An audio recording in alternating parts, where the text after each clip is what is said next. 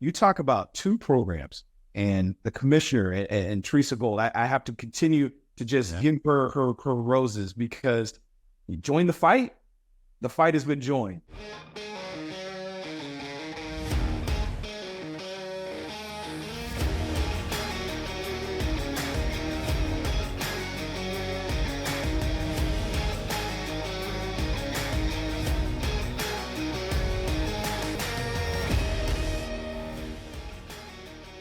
Well, welcome back to the Nick and Nigel Show special edition here on Pac-12 Insider on Samsung TV Plus, channel 2392, Samsung Connected TV, or on Amazon Freevee. Search Insider. You can also watch Nick and Nigel on the Pac-12's YouTube page. And also, don't forget, the Nick and Nigel Show is brought to you by Clodfelter's Pub at 1501 Northwest Monroe Avenue in Corvallis. It's the place to watch the game and post-game. Obviously, with Oregon State this weekend and MDI Management for exceptional luxury apartment living in Oregon's Mid-Willamette Valley. That is the Reed of Reeds, Yammer. I am so happy to have you here, my guy.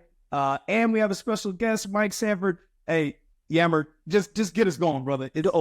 First of all, it's awesome to be with you and filling in for Coach. Like, it's not just one person that needs to fill in for Nick Galliotti. It's now two. So I get the text message last night. I hear about some of this news, Pac-12 making some moves in a big way. And then I hear about some of these schools, and I think we got to get Mike Sanford on because not only did he play at Boise State, not only did he coach in the Mountain West, not only did he coach in the Pac-12 at Stanford. Mike, was there a program in the country that you haven't at least touched? Because I look at, you go to your Wikipedia page, my Lord, I got Notre Dame in the mix. It's like every university in the country, it feels like.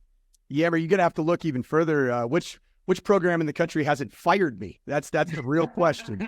So it's such an exciting day of news for me personally. I grew up in the Pac-12. My dad, really, it was the Pac-8 when my dad played at USC. And then I was a coach's kid on the sideline of the Coliseum from 1989 till 1996. And then I go on to play it at Boise State. And so it's a bit of a convergence of my worlds and my background. It's something that I was just hoping would be restored. And to think that not only is my alma mater, Boise State, going to be added to this pack, to the Pac-12, but also 32 minutes up the road from my house is Colorado State, which I think is an absolute powder keg waiting to explode. And I couldn't be more excited just from a personal standpoint. Yeah. All right. So let's give some of this news here because we're alluding to it here. Boise State, Colorado State, San Diego State, and Fresno State, 4 schools from the Mountain West, will be joining now the Pac-12 in the 2026-27 season. So we got a little bit of time to wait before we see all of this unfold. And if you're doing the math, that means that there will be 6 teams in the Pac-12 as of right now. Now, keep in mind, the league still needs to add 2 more teams to get to a minimum of 8 by July of 2026. So there are more moves to be made here, but let's dissect what we know as of right now. So Nigel, I'll let you kick this thing off because you also coached in the Mountain West at Nevada, and you obviously played at UW, so you know the Pac-12, and you coached at Oregon State. So there's a lot of coaching tentacles here and playing tentacles on some of this news. But what was the reaction when you heard that these 4 schools will now be part of the Pac? Well, I'm going to be honest with you. Look, I don't know how Sandy did it. I got fired one time and I was like, I'm done. I'm done with this. I'm like, I can't do this anymore. Look, here's the thing. I also grew up in the Sacramento Valley. And if you look at Fresno State has that V, that green V in the back of their helmets representing the Valley. They are the Valley's team. And as much as Cal and Stanford, are Northern California teams, if you're from the Valley, which is the closest thing you get on the West Coast to Texas football, I mean, in the Valley, starting from, you can go as far north as Chico, all the way down until you hit Bakersfield. Football is king. Football is everything. Those little small towns, no matter what town you're talking about, they shut down Clovis and all these other little places, man. They shut down for Friday Night Lights and Fresno State football. It is massive. And so when you think about it, and then with San Diego State, that's also a great addition. What I kind of think of, fellas? It's like, when you were a kid, when you were younger and you had that girl that you were always you had this crush on and you were pretty sure that she liked you too, but you couldn't just get the timing right because your life was messy and she had a boyfriend, but you always knew that one day it would happen. And it finally does. That's what's happening now with the Pac-12 and San Diego State. They've been staring at each other for so long. I want you, you want me, let's make this finally happen. And we finally have the wedding date in September in 2026. I think you can't be more excited. And then to get back, obviously, to Southern California and Northern California and the Central Valley, I think it's huge for the conference. It's unreal. And again, so excited to hear this news this morning. To be fair here, Nige, you gave an analogy that fits for most of us, and most of us certainly understand that. Mike, I know you have no conception of that because you walk into the room and you're like, "Yo, this Mike is here. Let's go." So you didn't have to worry about any of those situations. But look, you played at Boise State, and for years they've been known as sort of the sleeping giant. Now they level up in a big way, but not just from a Boise lens. Tell me why you think, because of your connections in that Mountain West Conference, why do you think it was so attractive for these 4 schools to say, you know what, it's time for us to try to level up? It's very simple. This is the brand that these schools all have desired to be a part of for decades. You know, you look at Boise State as a program, what's happened in that program in 27 years since making the move from FCS up to Division I football, and then, you know, a conference journey that went from the Big West to the WAC, and then now the Mountain West. To think that they're on the journey to be in the Pac-12, that in and of itself is that brand recognition. The fan base in Boise is absolutely fired up. I have a ton of friends back there, do media with Bronco Nation News, and it is a big day. I'm talking one of the biggest days, maybe not only just in Boise State history, but maybe in the state of Idaho, to be honest, because of just the recognition of what the Pac-12 does mean. And the Pac-12 is synonymous with the elite in the West Coast of the United States of America. And that's what exactly you're seeing. This is going to be the only true regional conference, at least at its inception, which, I mean, if you look at the SEC right now, is Oklahoma Southeast? No. You look at the Big Ten country, which was always the Midwest. Does UCLA fit that necessarily from a geographic standpoint? No.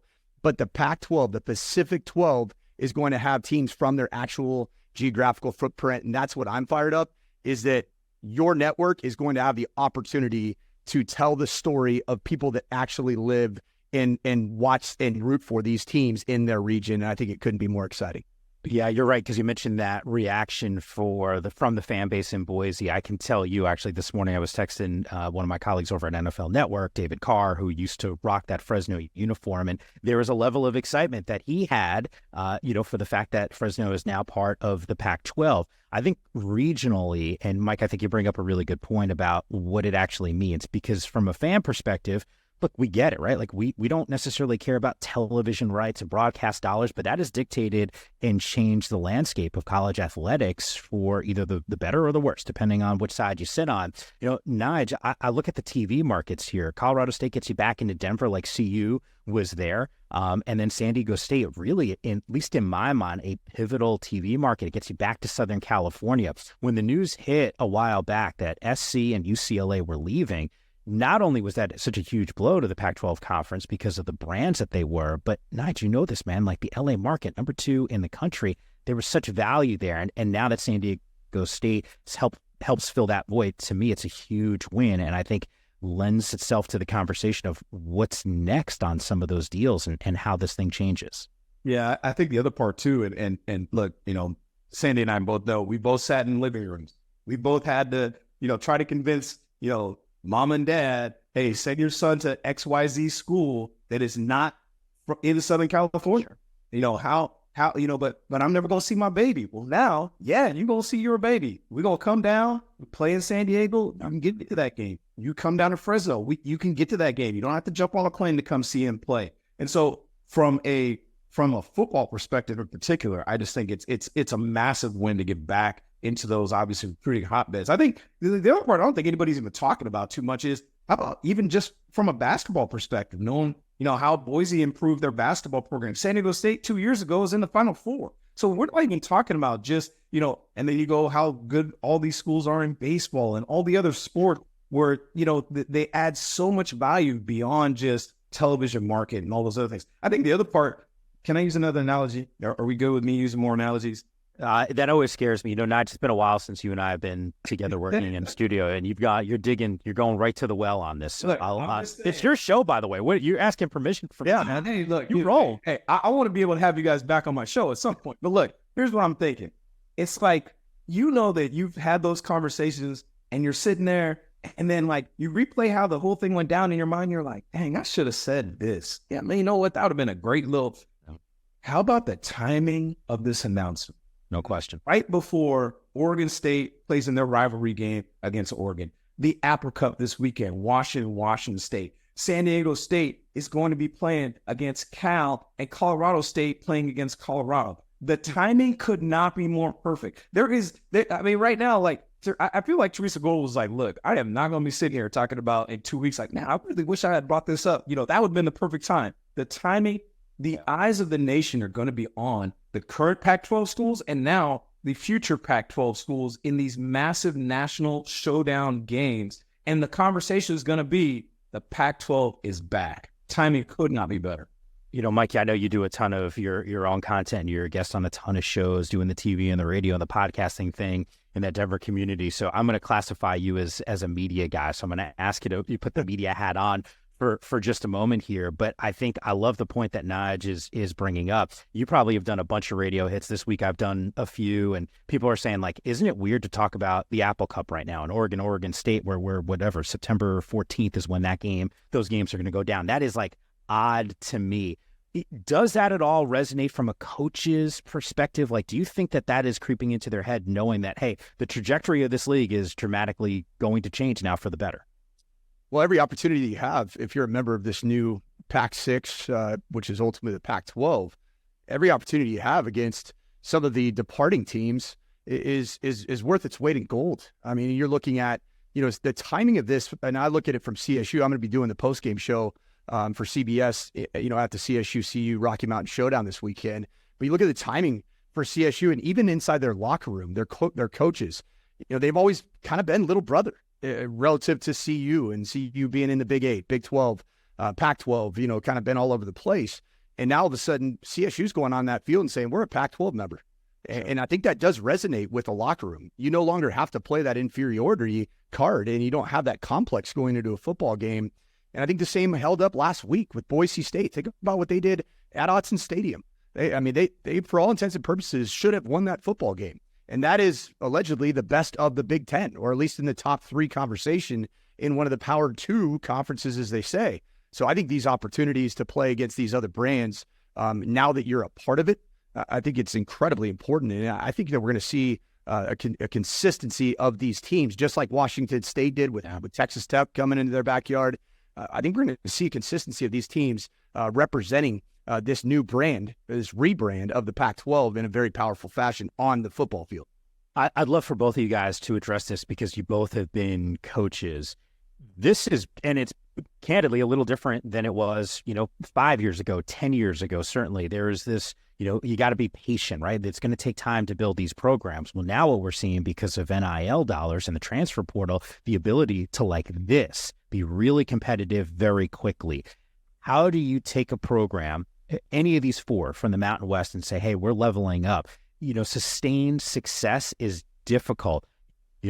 Mike, this when you're playing at Boise, you guys are taking down some of these giant teams. Part of that has to be maybe they were looking down a little bit, looking past Boise, what they can do. That's not going to be the case every single week. So from a recruiting standpoint, what's a realistic expectation? And Nigel, I'll let you start here. Like for instant success in trying to level up your roster. I think, especially in the world of the transfer portal, it's insane. I mean, it's not the same as before. Before, I had to go sit in, some kid's living room and try to convince them that, like, this is the future. And you look at when Utah made the transition, right, from the Mountain West into the Pac-12. It took Kyle Whittingham a couple years to kind of get that thing going.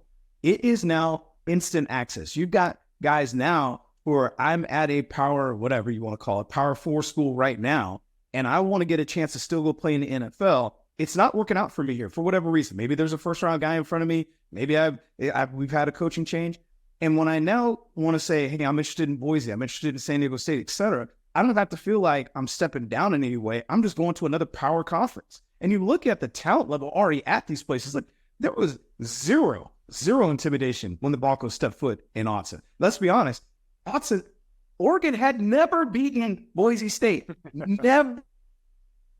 Had never happened. And so this is the first time Oregon never even beaten Boise. And they played multiple times recently. And so there's no intimidation factor. I think those guys stepped in there going like, look, This just gives us extra credence. And you look at the guys who have transferred, right? Boise State had a quarterback who was a 5-star guy who transferred from USC and did not win the job. There is talent in all of these rosters. And now they will be able to go in the living room, not just high school kids, but also guys in the portal, and say, listen, this is not a step down for you. You still have a chance to play against elite competition to get yourself where you want to go if you want to continue to play. And you could do it here on the blue turf, in the valley, down in San Diego, hanging out on the beach, whatever it is super high. Nigel, I'm going to piggyback off a point that you made there, is that a lot of times the fastest ascent that you can have as a program, say you do shift conferences, or you do have a coaching transition, the teams that are doing this portal and NIL era better are the ones that take over programs or move into conferences where the backbone of that program is the development of their actual current roster. And I think that these 6 teams that now represent the Pac-12 going forward are all based on exactly that. This isn't the team. These aren't the teams that are going to go out in the portal and get 52 players in 1 year. They've recruited well. Those programs are in good shape. To see like Jay Norvell and what he's doing at Colorado State in year 3, he's built that program up the right way. And then you can use the portal, you can use the NIL to patch the holes that you might need to compete at a very elite level. And so I think that this is going to bode well for this conference, is that these are all very solid developmental programs that haven't just leaned into massive roster overhauls. And I think it's going to be a net positive for this conference when it does kick off. You know what? We're just going to volley back and forth here. Yeah, we don't even need you, bro. Go. Because the other part that's interesting is so much of this has to do with, if you want to get NIL money, you want to really take your program to the next level, you need donors. You know what donors want? Excitement. They want to know that their contributions to their universities, to their athletic programs is going to have results. They don't want to just keep throwing money into the pan. And so now those 4 schools, and to be honest with you, all 6 of them, because if you're a donor at Oregon State or Washington State, okay, cool. We kept the brand, we're together. What's next? You want more money from me so we continue to build this? We just built a new stadium in Corvallis. Where are we going? This now provides stability. This provides a plan. Now you go back to your donors and say, we're at 6. We know we've got to still make a couple more moves, but we have stability now. We can continue to grow. We need your support so that we can continue to get the kind of student athletes here that will get us to the next level, that will get us and make you guys proud. So I think this is so much from not just a recruiting standpoint, but also a fundraising standpoint for all these programs. I want to throw something logistically that needs to be addressed. I gave the news at the start of the show. The reason why we're doing this show today, Boise State, Colorado State, San Diego State, Fresno State, all will be part of the Pac-12 starting in the 2026-27 season. They got to get to 8 by July of 2026. So the expansion, and by the way, those now 6 universities will decide moving forward the future of this conference and logistically what makes the most sense. Mike, you had made reference to, the current group of 6 being in the West Coast region, and maybe there is expansion that moves outside of the West. Who knows the way that college football works? But for 2025, this was a 1-year deal. This season that we're playing right now, that the Pac-12 had a scheduling agreement with the Mountain West. According to the reports that are out there, that has not obviously been renewed, which means there's some voids for Oregon State and Washington State for next year. From a coach's perspective, from an administrator's perspective, what happens now? How do you fill out the rest of your schedule? And I will just sit back and listen because I don't know the answer to this. Well, what we got to look to is the COVID year in 2020 when the Big Ten schedule, I was coaching at the University of Minnesota at the time, it was canceled. The season was over. And then about 2 weeks later, it's back on. And so this whole scheduling complexity that everybody alludes to, the myth was debunked in the COVID year. And then again, this year with the realignment of the ACC, Big 12, and Big 10, I mean, it's just been debunked again. I don't think there'll be too many concerns with getting appropriate games. I just think that in 2025, Oregon State, Washington State absolutely have to play these other 4 teams in the Pac-12 to really kind of start these rivalries, or in some cases restart these rivalries. Boise State, Oregon State, when I was a player at Boise State in the early 2000s, I mean, that was a rivalry to us. That was an important game to us. Don't trip. Say it was one to us too, because we got tired of going up to Boise and getting our teeth kicked in. So it was the same. Matter of fact, I don't mean to cut you off, but I'll never forget in Corvallis, last second, ball gets thrown out of bounds. Our receivers coach, who was recruiting a kid who ended up choosing to go to Boise over Oregon State, looks down at him, goes, "That's why you should have came here and stepped over it." He's shaking hands with everybody. So yes, these rivalries are already set and already there. Sorry, Sandy, go ahead. No, you're good, Nigel. That was the Derek Anderson reaching the ball over on the. I was like a fourth, and he did a QB sneak in the on fourth down. The ball, I was there. I was on the sideline. That's where I typically was during those games. But he reached the ball over. The ball was knocked out. No instant replay at the time. So I don't know. There's still a lot to be settled between the Beaver and the Boise State Bronco rivalry there. There have been some great games, some classics, and the same thing with Boise State, Washington State. I'll never forget as a player watching Jason Gesser and the Cougs that ended up going on to a Rose Bowl, coming into the blue field, going onto that blue field and putting on an absolute show that I don't know has ever been replicated in the history of that stadium in Boise at Albertson Stadium. So there have been a lot of really fun games. And so I think in 2025, making sure that all these teams are playing each other, and namely that Washington State and Oregon State are locked into their four new opponents in their conference.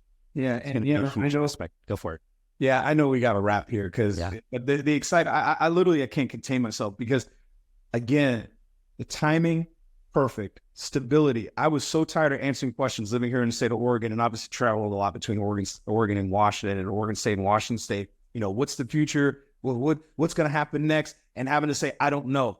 Now we know there is a plan. The plan is there, and I think not. And it couldn't have been better because we talked about Boise State's rivalries. How about Oregon State, Fresno State? The rivalries there of the last second win Jonathan Smith had years ago.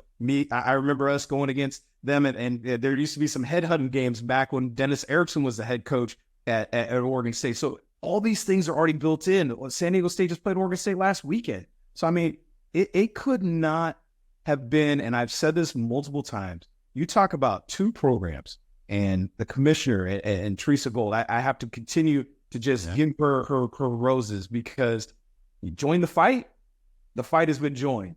And you talk about you could not have made a better situation out of a complete mess than what has happened right now for these two programs, the Pac-12. Kudos. Can't wait to see what the rest of the future holds. It has been an awesome morning, and I think I'm going to go to bed tonight with permagrade. Yeah. No, well, look, I think it's well said, Nige, because the biggest thing, and you're right, like Teresa inherited an absolute mess, and it is slowly getting cleaned up here in such a meaningful and dramatic way. And the one other thing that I would throw that I do need an explanation on, Nige, and very quickly here, you keep name dropping, Mike. I should have addressed it earlier. Sandy, I know that the nickname has been passed down generation to generation. Do you want to give that backstory? Or Mike, maybe you should. Yeah, some people are like, who's Sandy? No. Immediately I get on this call before we went on air, and I just said, hey, are you okay if I call you Sandy? Because I'm going to slip up anyway. That's your dad's nickname. And sure enough, my dad, his father, my now deceased grandfather, was Sandy because the last name Sanford.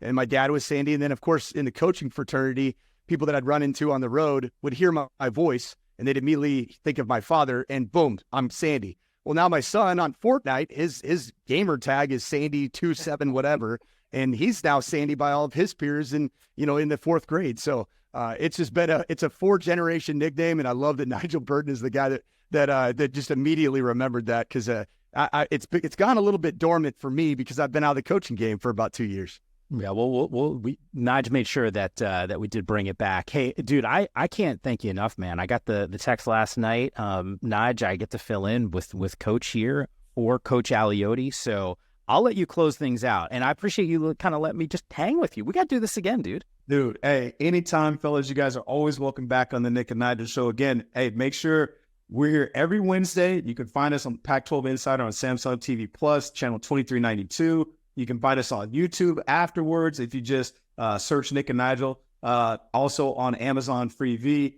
Every Wednesday, we do this. We have fun. We talk about all the things that are important to Pac-12 fans, Oregon State fans, and now Boise State, Colorado State, San Diego State, and can't forget our boys in Fresno. Great morning to be a Pac-12 fan. Appreciate you guys, man. We'll see you guys next week. Peace.